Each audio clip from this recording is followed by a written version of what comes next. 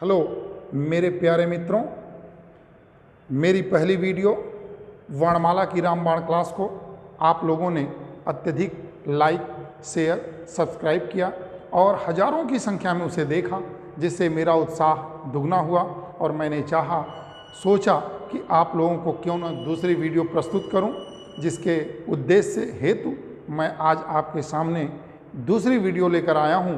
और वह वीडियो आपके लिए, आपके जीवन के लिए बहुत ही महत्वपूर्ण वीडियो है।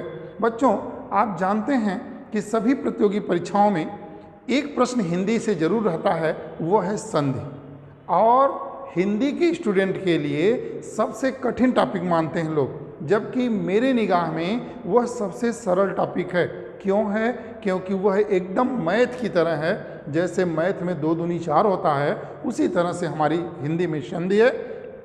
इसके लिए मैंने सोचा, एक शीर्षक बनाया कि बिना नियम जाने संधि कैसे पहचाने। उसी के अकॉर्डिंग आज मैं आपको बताऊंगा। यह संधि की जो क्लास होगी वह 2 भाग में होगी। एक तो बिना नियम जाने संधि कैसे पहचाने, और जब हम पहचान जाएं तो नियम कैसे जाने, इसके लिए भी मैं आपको दूसरी वीडियो लेकर आऊँगा। तत्काल में मैं आपको चाहता हूँ कि ऐसी वीडियो दूं जिसमें आपको नियम न रटने की ज़रूरत हो, न पढ़ने की ज़रूरत हो, केवल शब्द देखकर ये बता दें कि इसमें कौन संधि है। आपको अचंभा जरूर लगेगा, लेकिन मैं दावे के साथ कहता हूं कि आपको बिना नियम जाने संधि पहचानने सिखा दूंगा। और आइए, सबसे पहले हम संधि के छोटे छोटे परिचय पर, छोटे छोटे प्रश्नों पर, जो वनडे एग्ज़ाम में पूछता है और हम लोग तमाम बुकों में पढ़कर गलत कर देते हैं। जैसे कि संधि में उपसर्ग क्या है, संधि में उपसर्ग क्या है। तो बच्चों, संधि 2 शब्दों के योग से बनी है, सम प्लस धी। जहां पर सम क्या है? उपसर्ग है, उपसर्ग। मुझे नहीं लगता कि अगर अब प्रश्न पूछ दे कि संधि में कौन उपसर्ग है तो आप नहीं बता लेंगे। संधि में कौन उपसर्ग है? सम। इतना क्लियर हुआ। दूसरा, संधि का अर्थ क्या है? तो बच्चों, संधि का अर्थ है मेल, मिलन, जोड़ या संगम। अब एक प्रश्न आता है कि कुछ बुकों में मेल दिया है, कुछ में मिलन दिया है, कुछ में जोड़ दिया है और कुछ में संगम दिया है। ऐसा कुछ नहीं, ये चारों इसके अर्थ हैं। अगर कोई पूछे संधि का क्या अर्थ है, तो संधि का अर्थ है मेल, मिलन, जोड़, संगम। यानी जहां 2 वर्ण मिले वहां संधि होती है। इतना क्लियर हुआ। ये बहुत पूछता है, संधि में उपसर्ग कौन है? तो सम है। संधि का अर्थ क्या है? मेल है। एक अगला प्रश्न है, संधि का विलोम क्या है? जहां पर बहुत लोग गलतियां करते हैं कि संधि का विलोम विच्छेद कह देते हैं, जबकि वह गलत है। संधि का विलोम विग्रह है। आज से आप लोग अपने ज्ञान को सुधार लीजिए। मैं आपको जो हिंदी बताऊंगा वो एकदम फैक्ट हिंदी बताऊंगा। ऐसा नहीं कि वनडे बुक में दे दिया तो मैं बता दूं। बच्चों, संधि का विलोम विग्रह है। अब आपके मन में एक प्रश्न बनेगा कि अगर सर संधि का विग्रह है तो फिर समास का क्या होगा? क्यों? क्योंकि अभी तक हम लोग रटे थे संधि का विच्छेद, समास का विग्रह, जबकि ऐसा दोनों गलत था। बच्चों, यही वनडे एग्जाम में, यहाँ तक कि बीएड टेस्ट में पूछ देता है संधि का विलोम क्या है, और हम लोग विच्छेद मार के आते हैं और गिनते हैं कि 50 में तो 49 सही है, जबकि संधि का विलोम ही हमने क्या कर दिया? गलत। अब संधि का विलोम क्या होगा? विग्रह। तो एक प्रश्न मन में आएगा कि सर तब समास का विलोम क्या होगा? तो समास का विलोम बच्चों व्यास होगा। अब मैं जबरदस्ती नहीं मनवाने वाला मास्टर हूं। मैं आपको नहीं कहूंगा कि जबरदस्ती मैं कह रहा हूं तो मान लो। आइए इस पे हम थोड़ा चर्चा करेंगे कि संधि का विलोम विग्रह, ये तो कंफर्म हो गया। संधि में उपसर्ग क्या है? सम। और अर्थ क्या है? तो फिर हम आते हैं कि संधि का विलोम विग्रह कैसे हुआ।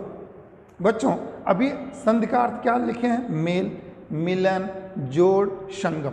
तो जब संधि का, जैसे ये मैं मार्कर लिया हूं, अब ये जोड़ दिया तो ये संधि हो गई, और ये निकाल दिया तो विग्रह हो गई। लेकिन अगर इसी मार्कर को मैं जगह जगह से तोड़ दूं तो वो विच्छेद होता है।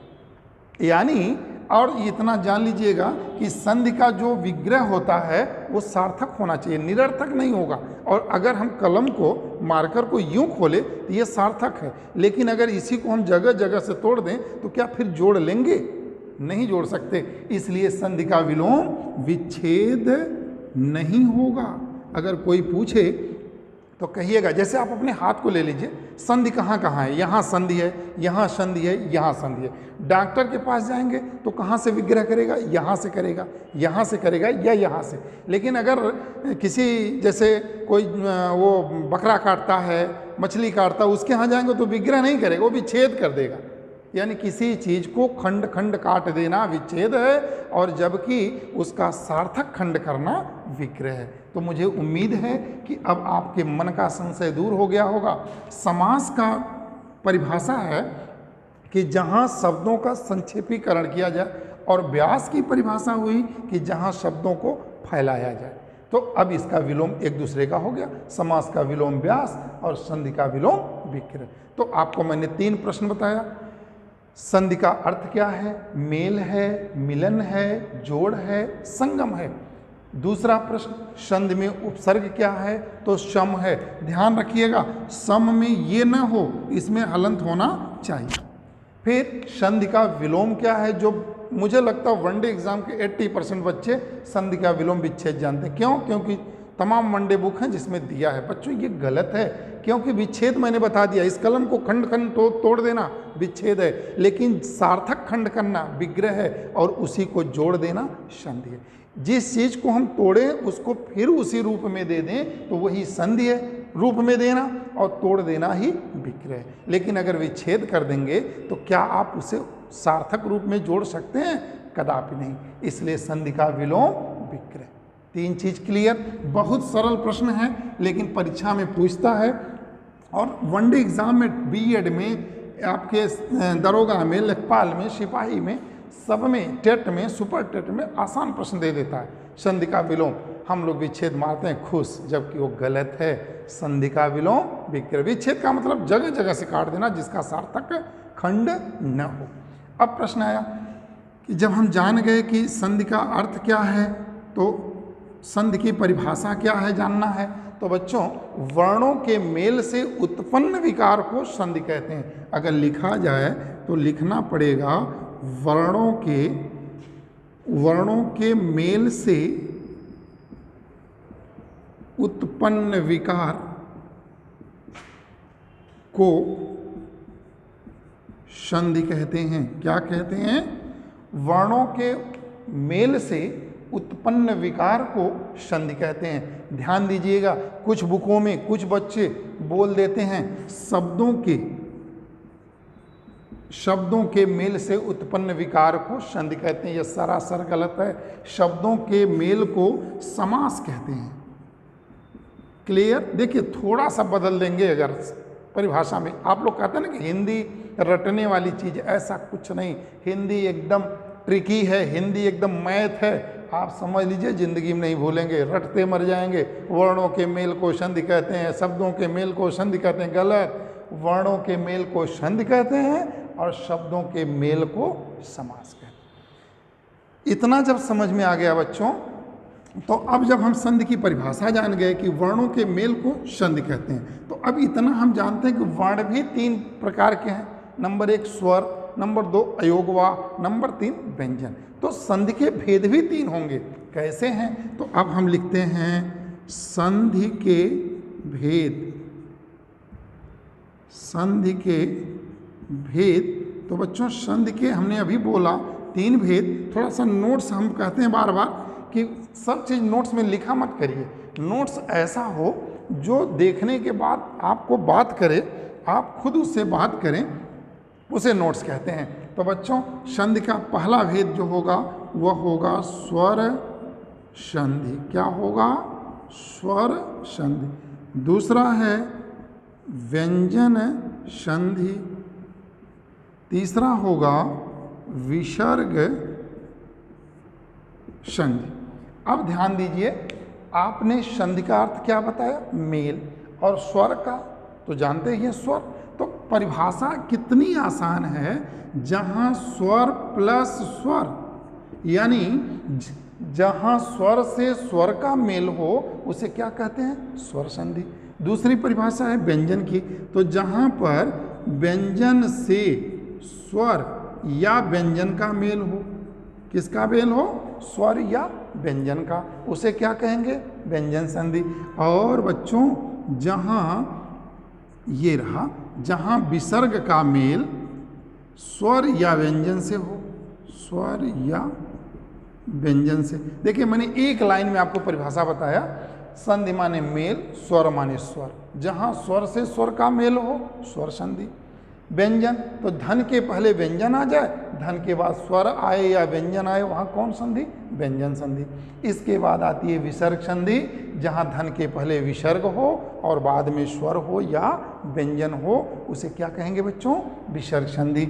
अब हम आते हैं नंबर 1 वाली पे, स्वर संधि पे, कि स्वर संधि है क्या, स्वर संधि कैसे पढ़ी जाए। आपको सबसे ज़्यादा परीक्षा में जो पूछता है वो स्वर संधि ही पूछता है कि स्वर संधि क्या सूत्र बताइए, स्वर संधि के भेद बताइए, स्वर संधि की पहचान बताइए। तो अब हम आपको जो पहले ही बता दिए हैं कि बिना नियम जाने संधि कैसे पहचाने। तो बच्चों ध्यान देना कि कभी कभी परीक्षा में सूत्र भी पूछता है, और अगर सूत्र नहीं जाने, अच्छा आप लोग एक प्रश्न करते हैं सर सूत्र याद नहीं होता, परीक्षा में दे दिया अकह समणे दीर्घ किसका सूत्र है, आद गुण किसका सूत्र है। तो आपको रटने की कोई ज़रूरत नहीं, मैं आपको बताता हूँ, बिना रटे सूत्र भी जान जाएंगे। तो बच्चों सबसे पहले जो परीक्षा में ज़्यादा पूछता है वो है स्वर संधि। कौन संधि? स्वर संधि। तो अभी इसकी परिभाषा आपने लिखा था, जहाँ हमने शार्ट में लिखा था, यहाँ थोड़ा बड़ा कर देते हैं, जहाँ स्वर से स्वर का मेल हो,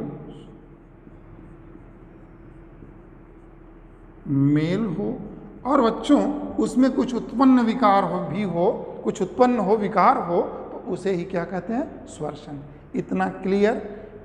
संधि का अर्थ क्लियर, संधि में उपसर्ग क्या है? सम है। संधि का विलोम क्या है? संधि के कितने भेद हैं? 3 भेद हैं, स्वर संधि, व्यंजन संधि, विसर्ग संधि। स्वर किसके योग से बनती है? तो स्वर प्लस स्वर के योग से। अब प्रश्न आता है कि जहाँ से आपकी परीक्षाओं में बहुत पूछता है वो है स्वर संधि के भेद। तो बच्चों स्वर संधि के तो कुल 8 भेद हैं, लेकिन आपको जो पढ़ने हैं वो 5 भेद पढ़ने हैं। तो स्वर संधि के भेद, तो ध्यान दीजिएगा स्वर संधि के कुल 5 भेद आपको पढ़ने हैं। कितने भेद पढ़ने हैं? 5 भेद। अब उनको हम लिखते हैं थोड़ा सा मिटा के यहाँ पर। स्वर संधि के 5 भेद जो हैं वो कैसे हैं, तो यूँ बना देते हैं। आप यहाँ भेद लिख लीजिएगा और समझ लीजिएगा किसके भेद हैं? स्वर संधि के। थोड़ा सा मैं बार बार कहूँगा आपको कि नोट्स फैंसी हो, केवल कपड़े का ही फैशन नहीं होना चाहिए, केवल बाल और दाढ़ी का ही फैशन नहीं होना चाहिए, बल्कि नोट्स का भी फैशन हो जो आपको सदैव पढ़ने के लिए प्रेरित करे। तो पहला है दीर्घ स्वर संधि। क्या है बच्चों? दीर्घ स्वर संधि। दूसरा है गुण स्वर संधि। तीसरा है वृद्धि स्वर संधि। चौथा है यण स्वर संधि। और 5वां है अयादि स्वर संधि। एक प्रश्न आपकी परीक्षा में बहुत पूछता है इसके सूत्र, तो मैं आपको रटाऊंगा नहीं, केवल और केवल समझाऊंगा। थोड़ा सा लिख लूं, देखिए अभी पहले का सूत्र है अकह, घबराइए मत, मुझको बताना है, मैं बताऊंगा। सवर्णे दीर्घ है। दूसरा सूत्र है, सॉरी इसके आगे हो गया क्या, ऊपर है अकह सवर्णे दीर्घ। इसका सूत्र है आद गुण। इसका सूत्र क्या है बच्चों? आद गुण है। तीसरे का है वृद्धि रेचि।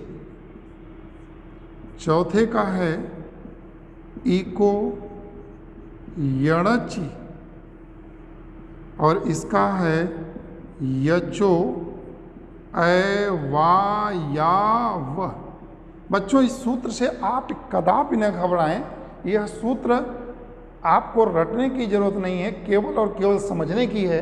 आपके परीक्षा में कैसे पूछता है। नंबर 1 दे दिया दीर्घ स्वर संधि का सूत्र क्या है, एक प्रकार जो पूछता है। दूसरा प्रकार दे दिया आद गुण है किस संधि का सूत्र है। या तीसरा जो सबसे कठिन देता है वो 4 संधि दे देगा और 4 सूत्र दे देगा और कहेगा कि इसका मिलान करिए कौन किस संधि का सूत्र है। तो आइए, हमने आपको पहले ही बताया था कि बिना रटे बिना जाने संधि पहचानना है, तो उसके अकॉर्डिंग मैं पहले शुरू से चलता हूँ। बच्चों आप लोग बड़ा प्रश्न करते हो कि सर बिना सूत्र रटे हम नहीं कर पाते। ऐसा कुछ नहीं, आपके सामने विकल्प होगा। मान लीजिए एक सूत्र दे दिया अक सवर्णीय दीर्घ किसका सूत्र है। अगर थोड़ा सा भी ध्यान देंगे तो देखिए सब संधि में उसका नाम है, सूत्र में उसका नाम है। अक सवर्णीय दीर्घ किसका है, दीर्घ का। आद गुण किसका है, गुण का। वृद्धिरेच किसका है, वृद्धि का। इको यणच किसका है, यण का। बच्चा एक, तो जब 3 मिला लेंगे तो क्या चौथा नहीं मिलेगा। आप इसी के लिए न परेशान होते हो कि सर परीक्षा में दे दिया वृद्धिरेच किसका सूत्र है, हम तो पढ़े ही नहीं थे, कैसे करते। क्या जरूरत पढ़ने की, केवल समझने की। देखिए हिंदी, मैं बार बार कहता हूँ, हिंदी रटने की चीज़ नहीं है। मैं आपको हिंदी समझा के बताऊंगा, ज़बरदस्ती नहीं, रटा के नहीं बताऊंगा। जब आपका सूत्र मान लीजिए कोई दे दिया इको यणच, तो आप पढ़ो ना इको यणच, यण तो आ गया। आद गुण है तो गुण तो आ गया। अकह सवर्णे दीर्घ है, दीर्घ तो आ गया। कितना आसान है, आप इसी सूत्र को रटते हैं। क्या जो तो आपके सामने विकल्प है उसी में देखिए इको यणच किसका है, खुद आप लोग बता देंगे यण का है। वृद्धिरेच किसका है, चाहे इधर से चले चाहे इधर से। एक प्रश्न तो सॉल्व हुआ कि हमें सूत्र रटने की जरूरत नहीं है। क्लियर। अब जो मेन टॉपिक है कि शब्द दे देता है और उसको पहचानना। तो बच्चों जब हम आपको एक कहानी बताएं, पूरी हिंदी में कहानी में बता सकता हूं, इतना मैं अपने आप को दावा तो नहीं करता लेकिन विश्वास करता हूं, क्योंकि मैंने हिंदी को पढ़ा ही नहीं बल्कि अपनी निगाहों से देखा है। कबीर की तरह कि लोग कहते किताबिया लेखी, मैं कहता अखिया देखी। मैं किताब लिखा नहीं, आँखों से जो देखा हूँ उसको बता रहा हूँ। इसके लिए कुछ विद्वान आपको मिलेंगे जो उल जुलूल तर्क नहीं कुतर्क की तरह फंसाएंगे, तो आप कतई मत फंसिएगा। आपको मैं बताऊं, इसको बताने से पहले मैं एक कहानी बताऊं जो एकदम इस पर सटीक बैठेगी। बच्चों जब आप गांव में जाते हो तो जो किसी लड़के को देखते हो तो कहते हो अरे फला का लड़का है, क्या उसका डीएनए टेस्ट करवा लेते हैं आप? नहीं नहीं। सोनोग्राफी एक्सरे करवाते हैं? नहीं करवाते हैं। कैसे पहचानते हैं? शक्ल देखकर।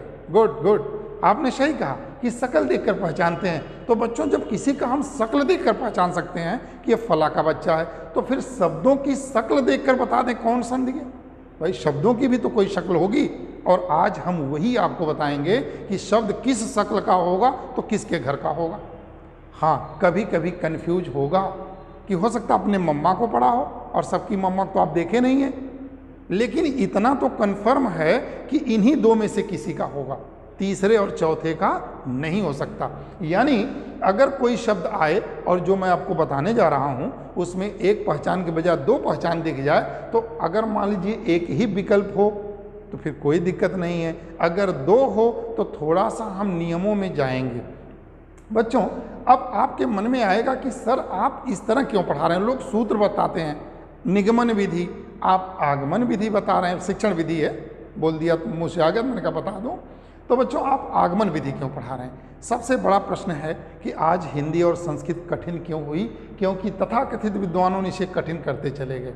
मैं आपको जैसे आपको एक सिंपल उदाहरण दूं, अगर तैरना सीखना हो तो नियम जान के सीखेंगे कि पानी में उतर कर सीखेंगे? तो आपका उत्तर आएगा कि सर पानी में उतर कर सीखेंगे। तो बच्चों मैं आपको पानी में उतारूंगा और नियम बाद में लगा दूंगा और आप आराम से तैरना सीख जाएंगे। उसी तरह आप संधि पहचानना। अभी तक तो आप संधि का नाम सुन के जमुआई आती सो जाते हो, किताब सिरहाने रख के तकिया में यूज करते हो और सो जाते हो। अब जाओगे देखोगे तो सबसे पहले मित्रों आपको देखते ही लगेगा कि इस संधि को करके ही मैं सोऊंगा, क्योंकि उसकी शक्ल से ही संधि पहचानेंगे। तो अब हम एक एक को उठाते हैं, नियम में कोई दिक्कत नहीं। अगर न हो तो फिर बता दूं, अकह श्रवणे दीर्घ किसका सूत्र है बच्चों? दीर्घ का। आद गुण किसका है? गुण का। वृद्ध रेच किसका है? वृद्ध का। इको यणच किसका है? यण का। यचो अय, यहाँ भी अय है, अगर चाहें तो अय से अय मिला दें तो अयादि का है। क्लियर? अब जो हम लोगों का मेन टॉपिक है कि बिना सूत्र जाने संधि कैसे पहचाने, तो आइए पहले उस पर हम देखते हैं। अब हम आपको कुछ नहीं करेंगे, जैसे इस संधि का क्या नाम, सूत्र मिटा दें। आप लोग सूत्रों को लेकर परेशान होते हो ना कि सर सूत्र नहीं, बड़ा कठिन लगता है, तो हम पहले सूत्र ही मिटा दिए, ये न लगे कि सूत्र से ही पहचाना जा रहा है। तो बच्चों अब हम देखिए, मैंने पहले कहा मैं कबीर की बातों को मानता हूँ, अखिया देखी, लोग कहते कि देविया लेकिन मैं कहता अखिया देखी। आइए हम लोग देखते हैं। आप कुछ मत करो, इन्हीं शब्दों को तोड़ो। दीर्घ माने क्या होता है? तो आप जानते हो दीर्घ माने होता है बड़ा। क्या होगा? बड़ा। और स्वर माने स्वर, दीर्घ माने बड़ा, स्वर माने स्वर ही, और संधि माने मेल। किसी को यहाँ पे दिक्कत हो तो कमेंट कर सकता है, उसको जो भी प्रॉब्लम होगी हम सॉल्व करेंगे। बच्चों पढ़ने के उद्देश्य से, न कि कुतर्क के उद्देश्य से। तो दीर्घ माने बड़ा, स्वर माने स्वर, मेल माने संधि माने मेल, यानी जोड़। अगर मेल की जगह हम जोड़ भी रख दें तो कोई दिक्कत नहीं। तो सीधे सीधे हमारा उत्तर निकल गया बच्चों कि जहां जोड़ हो, जहां जोड़ हो वहां बड़ा स्वर आ जाए। बड़ा स्वर कौन है भाई? वो है आ, ई, उ, और हिंदी में प्रयोग नहीं होता, लेकिन भाई संस्कृत से संधि आई है इसलिए बड़ी री, यही आपके बड़े स्वर हैं। तो अगर इतना क्लियर हो गया बच्चों कि बड़ा स्वर मिल गया, और सूत्र संधि कहती है कि जहाँ जोड़ हो वहाँ बड़ा स्वर मिल जाए, तो कौन संधि होगी? दीर्घ संधि। अब हम आते हैं एग्जाम्पल पे। जैसे एक सरल एग्जाम्पल है विद्यालय। अब ध्यान दीजिएगा, जैसे आपको जोड़ खोजना है प्रिय बच्चों, तो यहाँ पर तो जोड़ नहीं मिलेगा। जब भी जोड़ मिलेगा तो यहाँ मिल सकता है, बीच में मिल सकता है, या थोड़ा पीछे मिल सकता है, लेकिन एकदम सामने सामने तो मिलेगा नहीं, एकदम आगे एकदम पीछे जोड़ रहेगा नहीं। तो फिर आप आइए यहाँ देखिए, जोड़ लगभग पिछले शब्द में आइए यहाँ पर। तो यहाँ पर आपको कौन स्वर मिला? तो आप बड़े धड़ल्ले से कहेंगे बड़ा आ, और जहाँ बड़ा आ मिल गया वहाँ संधि कौन हो गई? दीर्घ। कोई दिक्कत? दूसरा है देवालय। तो बच्चों बीच में अगर कलम रखें हम तो क्या मिला? आ, तो कौन संधि हो गई? दीर्घ संधि। दूसरा ई पे आते हैं, हमने लिखा गिरीश। बहुत लोग शुद्ध नहीं लिख पाते हैं भाई, ध्यान दीजिएगा। तो गिरीश में कौन ई मिली? बड़ी। बीच में संधि जोड़ कहाँ है? बीच में लगभग, और बीच में कौन ई है? बड़ी। और जहां बड़ा स्वर मिल जाए कौन संधि होगी? कठिन है। दूसरा है श्रीश। देखिए ये अगर परीक्षा में पूछता तो लोग परेशान हो जाते हैं, इसमें क्या करें? कुछ मत करिए, जहां बीच में लगाइए कौन मात्रा है? बड़ी। तो कौन संधि होगी? दीर्घ संधि। इसी तरह रवीश। बच्चों यहाँ पे कौन ही है? बड़ी। तो संधि कौन होगी? दीर्घ। आपने कहा ना जहां जोड़ हो वहां बड़ा, तो बड़ा तो मिल रहा है। दूसरा बधुत्सव। तो बच्चों आ जाइए, न सब पे कोई मात्रा है नहीं, यहाँ है वो धा पे है, और कौन ऊ है? बड़ा ऊ। तो फिर कौन होगी? बड़ा ऊ है तो कौन संधि होगी? भानुद। बच्चों कौन ऊ है? बड़ा ऊ, और जहाँ बड़ा ऊ हो जाएगा वहाँ कौन संधि हो जाएगी? दीर्घ संधि। इसी तरह पितृण है, ध्यान दीजिएगा। पितृण शुद्ध बच्चों यही है, और यही बड़ी री है, बड़ी री मिल गया। लेकिन हिंदी में आपको हर बुकों में यही मिलेगा, चूंकि हिंदी में बड़ी री का प्रयोग नहीं करते, इसलिए आप सीधे सीधे जान जाए शुद्ध ये है, काम चलाऊं ये है। तो जहां ये मिल जाए वहां कौन संधि होगी? दीर्घ संधि। मुझे लगता है कि 2-3 मिनट लगा और दीर्घ संधि खत्म। नियम जाने नहीं, कुछ किए नहीं, पहचान सकते हैं। कितनों कठिन से कठिन शब्द कोई लेके आ जाए, आप न पहचाने तो मुझे बताइए। बच्चों जहाँ बड़ा जोड़ हो, ध्यान रहे कहाँ पर, ये नहीं आगे पीछे, जहाँ जोड़ हो वहाँ बड़ा आ, बड़ी ई, बड़ा उ, बड़ी री मिल जाए तो संधि कौन होगी? दीर्घ संधि। कोई दिक्कत? अगला हम चलते हैं गुण संधि पे। गुण स्वर संधि बच्चों ये और आसान है, संधि जितने अंदर जाएंगे उतनी आसान। अब आपको एक प्रश्न आएगा कि सर हम तोड़े कैसे? तो भैया अगर आप पहचान जाएंगे, जैसे ये कलम आपको पता नहीं है कि कहाँ जोड़ है, तो दिन भर पकड़ के खोलते रहिए, खुल जाएगी। लेकिन अगर आपको पता है जोड़ यहाँ है तो कितनी आसानी से खुल गई। तो अभी हम आपको जोड़ बता रहे हैं, जब जोड़ जान जाएंगे तो तोड़ना तो क्षण भर का कार्य है। ठीक उसी तरह से जैसे महाभारत में भीम बहुत बलशाली थे, दुर्योधन को मारते रहे 2-3 दिन लोग बताते हैं युद्ध चलता रहा, तब तक नहीं तोड़ पाए जब तक उन्हें जोड़ का पता नहीं चला। और भगवान कृष्ण केवल एक बार हाथ अपने जंघे पर मारे और भीम को तुरंत पता हुआ कि यार जोड़ तो इसका यहाँ है, और उन्होंने मारा और वहीं से 2 खंड हो गया दुर्योधन। तो बच्चों, आप भीम हैं और हम कृष्ण हैं, हमारा काम दिशा देना और आपका काम दशा देना। और दिशा दशा जब मिलेगी तो कोई शब्द ऐसा नहीं है, दुर्योधन टूट सकता है तो इन शब्दों में तोड़ने में कई मिनट लगेगा, दिशा मेरी दशा आपकी। तो फिर देखते हैं दूसरा है गुण स्वर संधि। गुण स्वर संधि बच्चों, आपको अगर हम व्यवहारिक जीवन में ले चलें तो गुण माने क्या होता है? ज्ञान। ज्ञानी व्यक्ति को ही तो गुण कहते हैं। और आप जानते हैं कि पहले लोग ब्रह्मचर्य आश्रम का पालन करते थे, पहले लोग आश्रम में पढ़ने जाते थे, आश्रम में पढ़ने जाते थे, चाहे राजा का बेटा हो चाहे गरीब का बेटा हो, सब आश्रम में जाते थे। तो बच्चों, उनके साथ एक शर्त होती थी, उनको भिक्षा मांगनी होती थी और 24 घंटे में एक बार, जो मिला खुद खाए और गुरु का भोग लगाए। लेकिन दुर्भाग्य से अगर कोई कह दिया नहीं देंगे तो फिर उपवास रहे।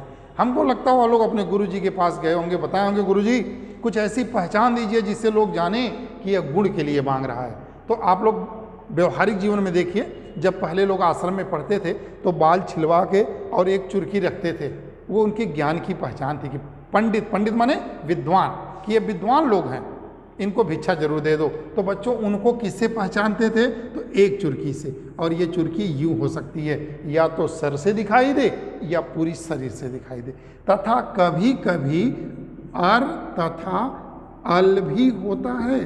तो अब गुण संधि की कोई पहचान पूछे तो इसे घबराइएगा मत, सीधे कहिएगा कि जहाँ शब्द, अच्छा ध्यान दीजिएगा, ये चुरकी कहाँ होती है? हम लोग अपना बाल छिलवाते हैं, चुरकी कहाँ रखते हैं? बीचों बीच। कुछ लोग कहते हैं कि आगे भैया तेरे नाम वाली होती है, और वो गुण की नहीं, वो अवगुण की है। जब गुण वाली जो चुरकी होती है वो कहाँ होती है? बीचों बीच।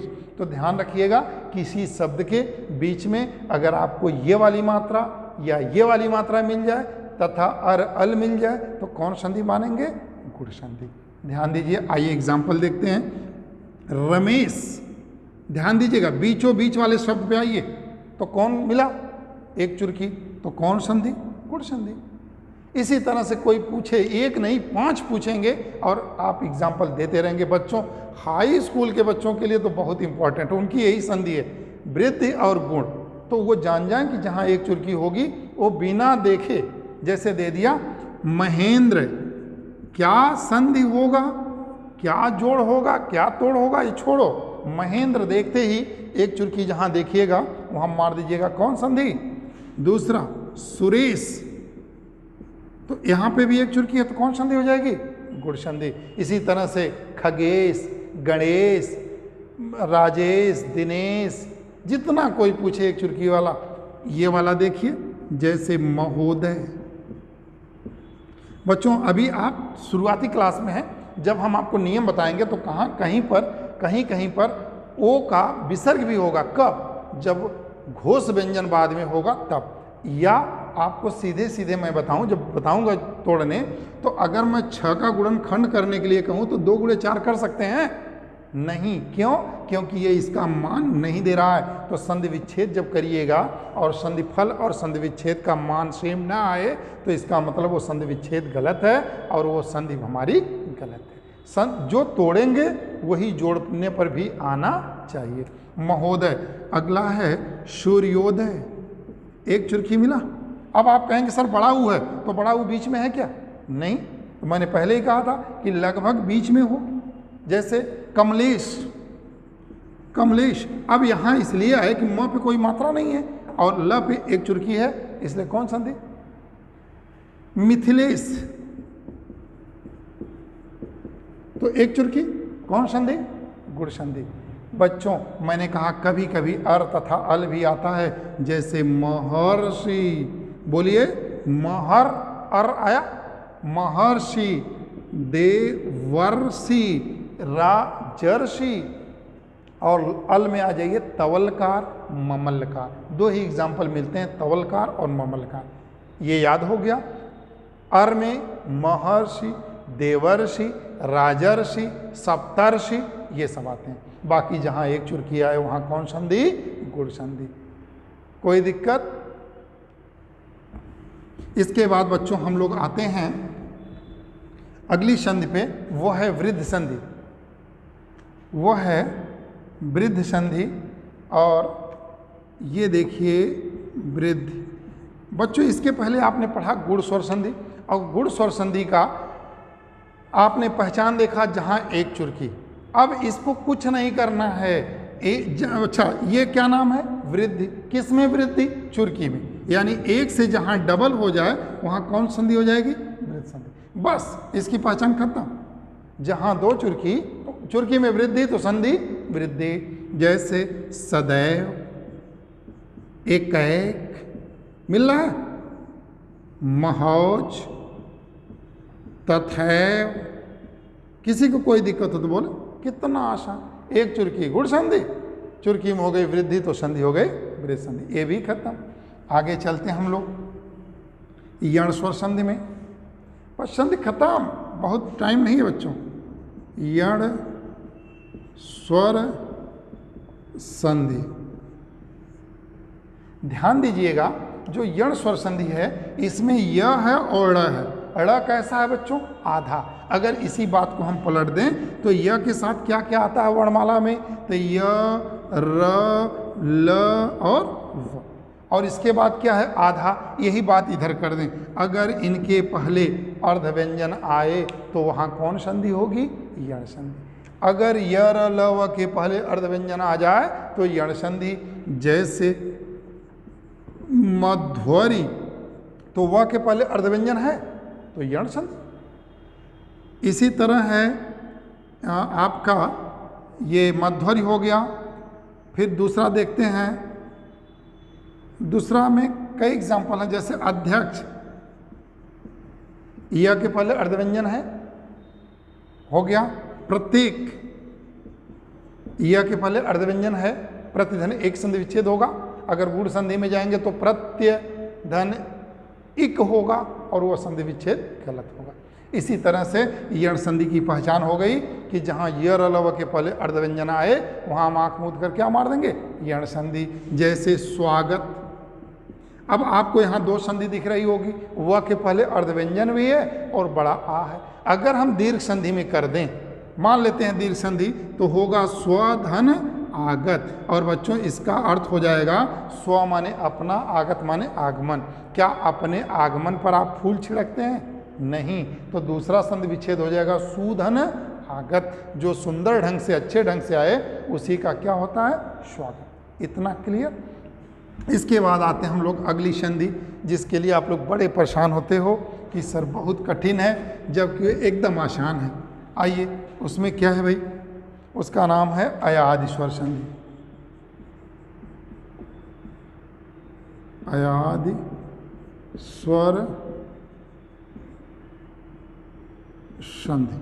बच्चों अगर हम पूछ दें यहाँ पर कि कौन संधि है, तो मुझे लगता है आप लोग बड़े अच्छे से पूछिए कि अयाद शब्द में कौन संधि है, तो नियम लगाने लगते हैं। जबकि आपको कोई मात्रा दिख रही, कौन मात्रा? बड़ा आ।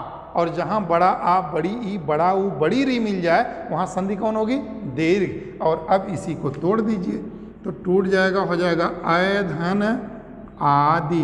बच्चों परिभाषा लिखने की जरूरत नहीं, बस यहीं से बन जाता है कि जहाँ अय आदि आए वहाँ कौन संधि होगी? अयादि संधि। अय आदि में क्या है? जैसे अय आए, आय आए, औ आए और आओ आए। अब ये आएगा कैसे? देखिए न्यूमेरिकल की तरह चलिए, जैसे गणित में सॉल्व करते हैं सवाल। जैसे दे दिया नयन, एक शब्द। अब इसको शकल से पहचानना बच्चों, बीच में कलम रखो और पूछिए अपने ज्ञान चक्षु से कि बड़ा, बड़ी, बड़ा ऊ है क्या? नहीं है तो दीर्घ संधि नहीं। एक चुरकी तथा अराल है? नहीं है तो गुण भी नहीं।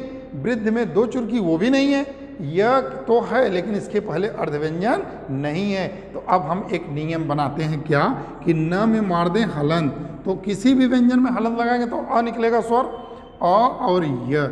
यहाँ पर हलंत है क्या? हाँ है, तो हलंत लगा दें तो यहाँ भी हो जाएगा अ और न।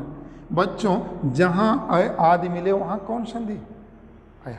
अभी यही लिख देते नायक। अब देखिए आपको यहाँ क्या दिख रहा? आय। अगर यही लिख दें पवन तो यहाँ क्या दिख रहा? औ। दिख रहा कि नहीं? न दिखे तो देखो अ व धन अन। और जहाँ औ मिल जाए वहाँ कौन संधि? आयात। अगर यही लिख दें पावक तो क्या मिला? आ। यही लिख दें पवित्र तो यहाँ देखिए अव धन इत्र, अवधन इत्र, तो हमें अव से मतलब है और जहाँ अव मिल जाए वहाँ हम क्या मारेंगे?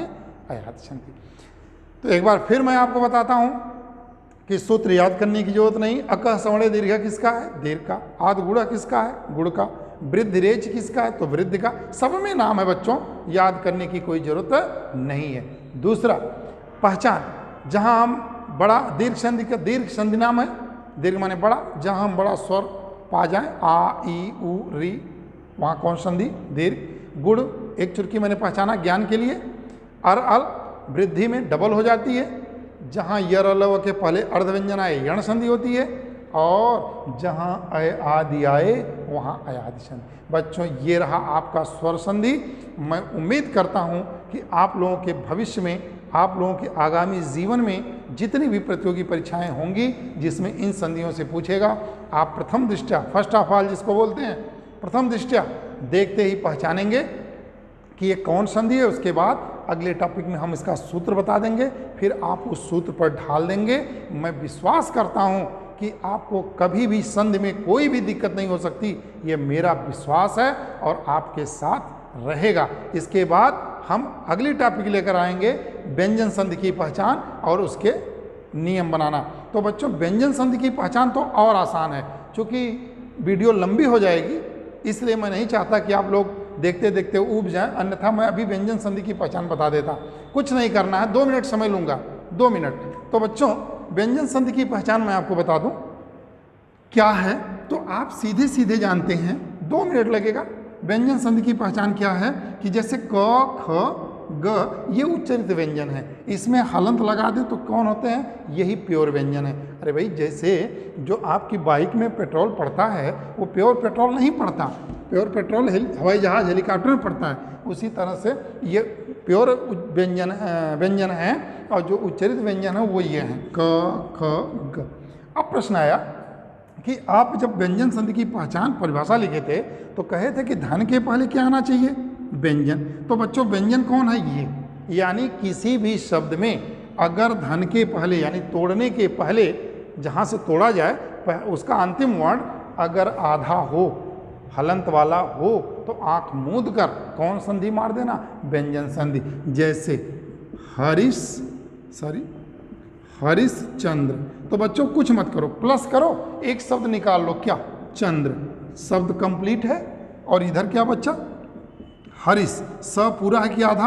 आधा। या तो ऐसे लिखें या तो हलंत लगा के। तो जहां आधा व्यंजन मिल जाए वहां कौन संधि? व्यंजन संधि। अगला एग्जाम्पल सज्जन।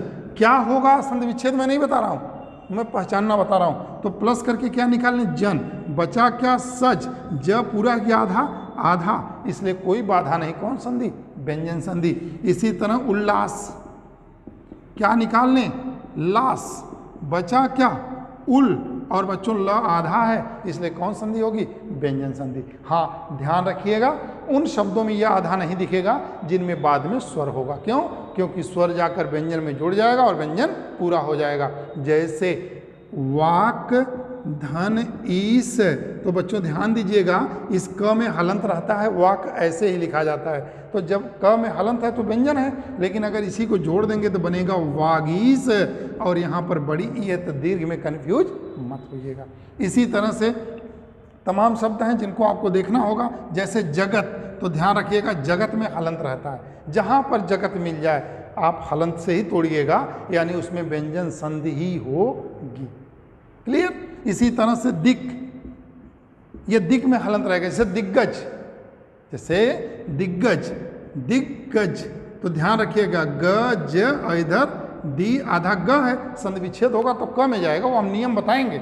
आपको केवल आज मैं पहचानना बताया हूँ और मैं उम्मीद करता हूँ कि यह वीडियो आपके लिए सार्थक होगी।